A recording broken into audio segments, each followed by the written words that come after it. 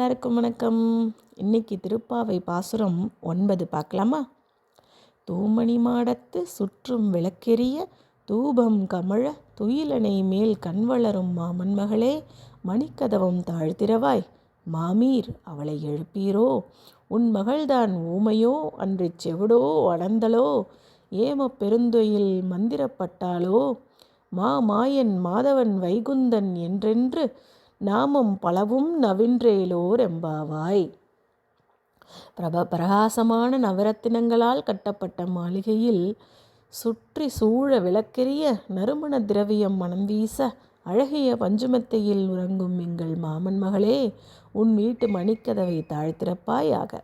எங்கள் அன்பு மாமியே, அவளை நீங்கள் எழுப்புங்கள். உன் மகளை எத்தனை நேரமாக நாங்கள் கூவி அழைக்கிறோம், அவள் பதிலே சொல்லவில்லையே. அவள் ஊமையா, செவிடா, சோம்பல் அவளை ஆட்கொண்டு விட்டதா, அல்லது எழ முடியாதபடி ஏதாவது மந்திரத்தில் சிக்கிவிட்டாளா? உடனே எழு, எங்களுடன் இணைந்து மாயங்கள் செய்பவன், தவத்திற்கு சொந்தக்காரன், வைகுண்டத்திற்கு அதிபதி என்றெல்லாம் அந்த நாராயணனின் திருநாமங்களை சொல். உலக மக்கள் மாடமாளிகை, பஞ்சுமெத்தை என சொகுசு வாழ்க்கையில் சிக்கி சோம்பலில் கட்டுண்டு கிடக்கின்றனர்.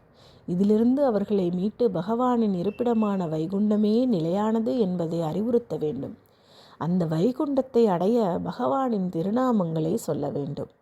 இதை உணர்த்துவதே இந்த பாடலாகும்.